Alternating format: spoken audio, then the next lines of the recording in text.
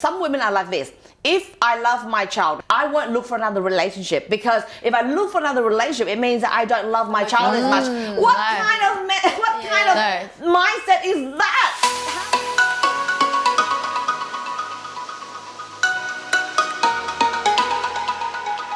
Hi everybody, and welcome back to our Rise and Shine show. It's Lynn Podetti, Jennifer 𝐂𝐿, Jackie Ashley. Today I'm going to introduce this topic because today we're going to talk about the single motherhood journey. And I know you ladies, I can't relate to this, but I know you ladies, both of you, have experienced this journey. So I'm going to be asking you ladies this question. Yeah. So Lynn, perhaps to start off with you. What was some of the struggles as a single mother that did you go through? Yeah, so I was quite young. I know, Jennifer, you were quite young when you were a single mum, but I was 19 when I was pregnant. Nowhere near as young as Lynn. Yeah. So I was 19, so I was still a kid, having a kid, I guess. And so I had no idea, but the good thing is that when you don't have any idea, you kind of just do it. So I didn't have that, I didn't know what was going to happen after I have a kid. I actually just thought, oh yeah, I'll have a kid, just like I'm buying something, you know, like I'll have a kid. Whereas my mum was like, no, you have to have an abortion. You can't keep this kid because it's a baby. You can't handle it. You're a kid. You still got to go to school. You got to finish uni. But I was like, oh no, I can do it. So, because I didn't actually understand. But that's Lynn's attitude though. Anything, with everything she goes, oh yeah, I can do it. I'll just say yes now and figure it out later. Yeah, exactly. So then I end up having a kid and realize, it's really hard. You know, especially I got kicked out of home. Yeah. We clashed a lot. I wasn't dating someone suitable for me as well, and so I became single. I was kind of living outside. I had to go and rent, even shared house with junkies. So you're living by yourself? Yeah, outside. so there were times within the pregnancy and after I gave birth that I was just moving in and out of houses. And to survive, I just shared house with junkies. Oh wow. And then in the middle of the night, you have to like pat the baby, and I didn't know how to take care of this baby. But the one thing I said to myself was, I'm not gonna fail. As I felt like I failed in a sense that I didn't choose a good relationship. I had a baby that is, we're not in a happy home. So how do I not fail again? Meaning I made sure that I went to uni. I made sure that I'm not gonna be that typical failure that they think I'm gonna be. Giving up on school and then, just go out.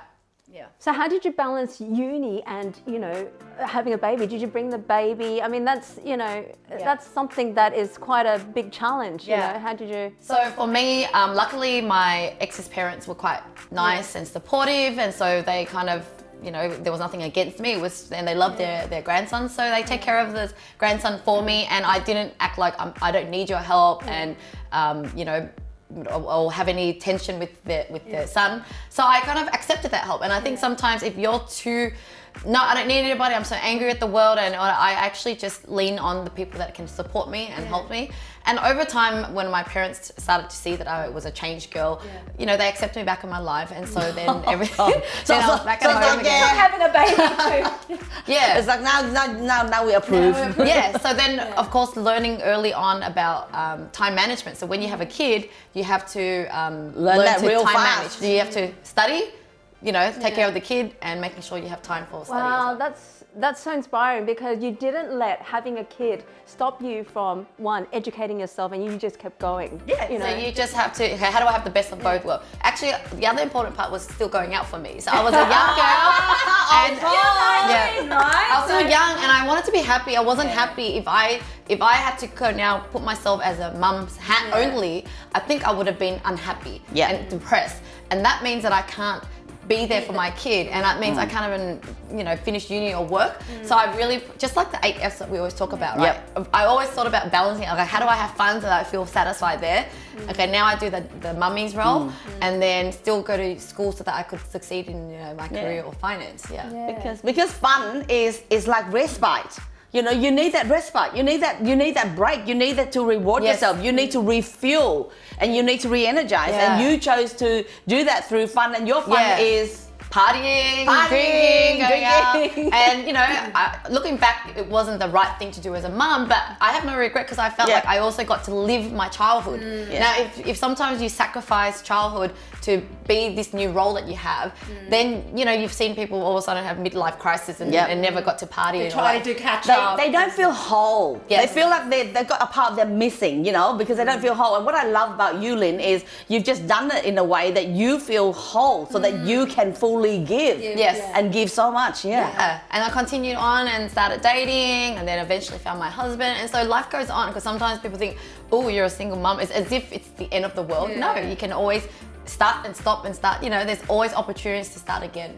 Yeah, wow. And Jennifer, you also had you had a different journey yourself. So tell us about your journey. Actually, I was laughing at Lynn because before when she was saying, oh, you know, I said that she was much younger. I mean, even though in age Lynn was younger, I was, you know, like five years older than Lynn when I have my first child.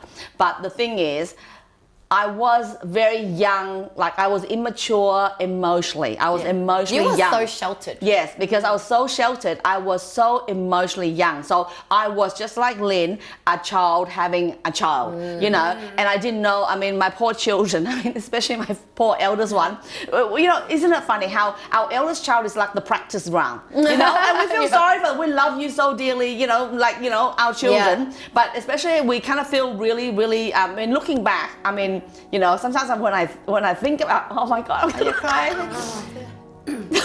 Oh, Baba. No. I think when I think about do you feel guilty? Is that why you're upset? No, I don't think. No, I just kind of feel like, oh my God, she just got practiced on. Like, no. So in a way, you're feeling a bit guilty of not being the best. Like, you know, I have that moment too because I feel like I could have been better or could have been there more. Or I felt so bad. Like I said, could I have been a better, like here, better there, better everywhere? But I just think that, you know, I think I just felt guilty sometimes because I kind of felt like, you know, our first child, we all have our first child, right? And I was the first child, and I kind of felt like a bit like I was being practiced on as well. So I kind of knew what it was like to be practiced on, and I didn't know this like until much later on. I mean, sorry, can someone just give me a tissue? And does your children... Thank you, Vin. Thank you. Oh my God, Vin, this is our camera. We're not very supportive co-hosts here. We're sitting there, just crying, waterfall. You know, no, but come out and we'll still sit there.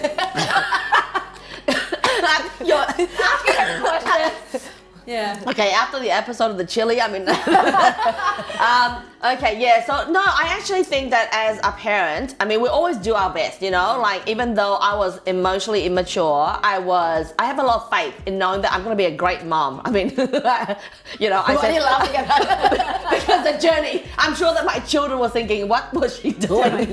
But you know, I have a lot of faith in knowing that, you know what, because my intention is right, and I've always wanted to give my children everything, and I want to lead by example. I want to be authentic, and I want to show them that anything is possible, and we can never be boxed in, and the only person that can box us in or keep us down is us. And I said, you know, words are easy to say, but you just have to be able to do it, like show it to them, be that living thing that you want to inspire your children to be. And that's what's really driving me. And I was drowning and floundering as I was doing all these things. And you didn't get any support. Yeah, but my parents, okay, my ex-husband wasn't like no support at all. My in-laws used to say that, you know, when a divorced woman is rubbish of society. Yes, that's what my mom said too. Yeah. So isn't it funny how we're rubbish of society? So I'm like thinking, okay, well, I figured, well, since I'm already rubbish of society, there's nothing, can't be worse now, can it? So whatever it is that I do, it should be better than rubbish of society. So that was the way you were telling yourself that, okay, I'm already rubbish, might as well do whatever. Yeah, I might as well. I think for me, I was already so cocky. I guess I was just like, oh, no, it's fine. I'll find someone new. And, you know, I always saw that I deserved more. I can always find that perfect one. But whereas my parents said, whoever you're gonna meet is already, you know, damaged as well. Like either, you know, you're damaged good you're now. damaged and you attract another damaged good. Okay, high five to all the damaged goods. You know what? If you're damaged goods, let us know in this category. But we're able to inspire others, especially our parents, to go, no, you can actually still find someone that will love you and your kids, and you can start a new life together, right? And as a single mum, you can still have what you want, right? In life. Yes, we do. We do. Yeah. Because I just don't think that, once you've done something, because I don't believe that there's anything that's right, wrong, good or bad. So whatever it is that we've done or has happened to us or whatever, how we choose to react to the whole situation is up to us. So if we choose to say, okay, this is me, I'm victimized now, I'm rubbish of society, I'm damaged goods, then we own that. We make that our reality. So, but if we don't do that, then we own something else. We're like, I'm like, anything's possible. Lynn's like, oh yeah, I can do that. Yep. She's got that can-do attitude, which is what I love so much about Lynn. And I would say it sounds so easy, but of course I've had my moments where I was suicidal. I just wanted to give up. I felt like everything was just going against me. But then you toss and turn. You're like, okay, do I want to prove to them that that they were right, that I was rubbish and I'm a failure, or do I just go that way? And sometimes you always have to make that decision. Everyone has to make that decision, but you just make the right decision each day as it comes, and then you turn back and your whole life changes. But if the decision isn't right yet, then make it until it's right. Just work at it until you make the decision right. Yes. So what are okay, let me ask you, Lynn, first. What are the top two, I think, message that you would like to share with all the single mothers out there, that are going through that journey right now, that can help them with their journey? Yeah.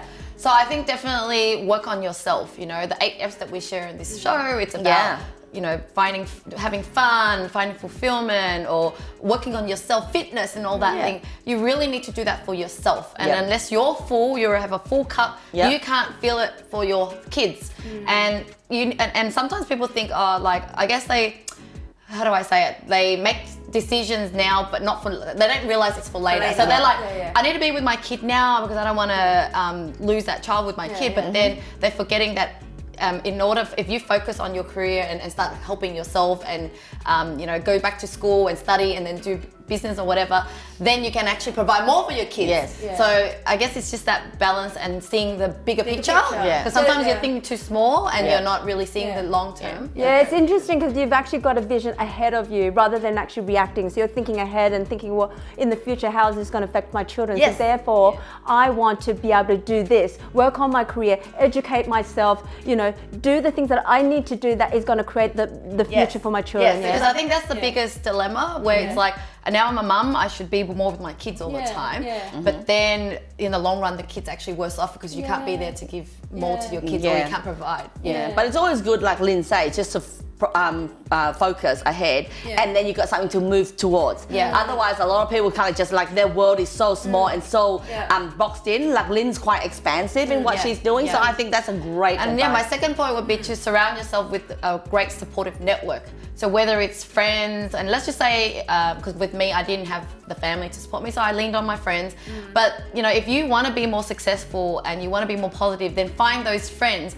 Even people like us who have been through single parenthood, then maybe find people like us in your local area and be surrounded with that, and then you can always be inspired because every day we need that hope, that positivity. Have faith. And so you don't always have to have someone locally, but you can also watch YouTube and learn more things. I just find that even like we have an online community, right? Yes. Called Join that community. Yes. And then be a part of, because these days with technology, you can be anywhere around the world and be a part of our community. Be a part of like-minded people. People who understand and share your passion and understand your values and just inspire you to keep moving forward, because it's okay. It's okay to fall and it's okay to get up and get up and get up and keep moving forward. Yeah, I think this world is a bit more different now, more lucky in that there's just so many ways to connect and communicate. And so back then I felt alone. There wasn't anyone else I know that was single mum. But if you join a group like ours, Rise and Shine Community, there's people in there that would have the same circumstance or ahead of you, so that you could just learn and feel that and just get that energy from and it doesn't have to be face to face. There's so many ways to connect with people, like-minded people like us, to help you, to support you, right? Online, right? The new way of connecting. And okay, Jennifer, what about you? What about me? What are your top two? My top shares, two things. yes. Okay, Lynn kind of touched on a few things that I love, but my top two thing is for parents who, for moms who's actually been through a crisis, whether it's divorce or anything else, or have made mistakes in their life or whatever it is, whether it's your fault or not your fault, that's irrelevant. Let's just leave that behind. And knowing that today is a new day.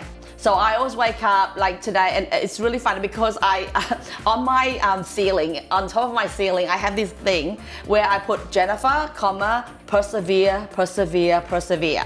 So whatever it is I'm doing at that point, whether it's work or emotional or whatever it is I'm going through, or my exercise, or trying to run 5Ks, 3Ks, whatever, I just tell myself, okay, I'm gonna wake up, I see that message, and instantly that's like an anchor. So you need to have something that makes you feel happy. It's a reminder to keep on track. And whatever that message for you is fine. There's no right or wrong. And I think also the other thing is to always make sure that you give lots of love and then allow people to actually give you love. So be able to give and receive love. Yeah. I think a lot of women sometimes kind of go, okay, I'll just look after you. I won't care about myself, because we believe that to be a good mother is self-sacrifice. Wrong! Be a good mother means you've got to take care of yourself, because when you take care of yourself, especially when you have daughters or son or whatever, you say to them, you know what, honey, you need to take care of yourself too. And I think individually, if we all just know how to take care of ourselves, then everyone's taken care of. And I think it's also important to say, where you say not even just single moms, but a mum in general, is to ask for help, right? Yeah. Because the strength is asking for help. Because for some reason, women think that if we ask for help, it means that we're bad. No, we're not as good as Yeah, we need to do everything weak. ourselves. No. Why is that? And you raise a good point about self-care. One of the things that I find a lot of single mum is that, now that I'm with my son, I'm just going to be all about my son. Yeah. I don't have time for love. I don't have time for another man. Actually, it's actually more healthy to really heal from that love, that relationship side of thing, and know that you deserve love again. Yes. Because I think it's like sometimes they all of a sudden hate the man or hate the relationship, but it's actually that was a past, that was a bad relationship. Okay, how do I now redesign a new? Because everyone loves love. Yeah. You know, how beautiful is it to be in a healthy relationship with a man that loves you and can support you, and it's not, you don't always have to do everything yourself. And so then I always encourage people to go, now write your shopping list. What is your new man? You write your shopping list. Yes. And Of you course, manifested be it, clear yes. who you want in this new ideal man. Be open to meeting new love, embracing, allowing, receiving love. Like I said, bring that love in. And you will find someone that will love you and your kid as well. Yeah, but I think also the other thing is for women who actually has gone through and kind of feel like, okay, and some women are like this. If I love my child, and this is a child, this is how they write themselves. There's no if and whatever, right? They go, if I love my child, I won't look for another relationship, because if I look for another relationship, it means that I don't love my child as much. What kind of mindset is that? Let me ask you a question. If that's what you're thinking, my question to you is, how can you wholly give something when you are broken? When you are broken, you can only give fragments of love. But only when you're whole, that's when you can really fulfill them with love. Yeah. Love yourself first, yeah? Yeah, and allow a new relationship to come in. We've been single through that relationship, but there's always a new hope. So don't let Anyway. your past dictate what your future is. Yes, so I hope Past you're is there for you to inspired. learn, right? Yes. Oh my gosh. Now, of course, the learning. food segment, we Okay. always love trying new food. Yes, okay, what do you got for us today, Lisa? So, Does this have chili? We made Jen cry. I know, So what are watch we our doing this other time? video where she cried and we just sat there gosh. in a disbelief. So this is called salted plum. So it's pruny looking thing. Pruny, okay. This is a preserved fruit, okay? Okay. Okay, so Chinese are very good at doing all the preserve and things like that to Opening it. keep the food longer. So culturally, our food is to keep the food longer, and then so we're gonna have it throughout the year. So they either do preserved, salted, Lots of sugar or something, is it? Like, I don't what's know. this one? Let's have a look. It's a sweet. Salted. Sweet Yeah. Well, it So sounds it's like a snack, right? Yeah, so this is you supposed kinda to be- eat as a snack. okay. So we're gonna.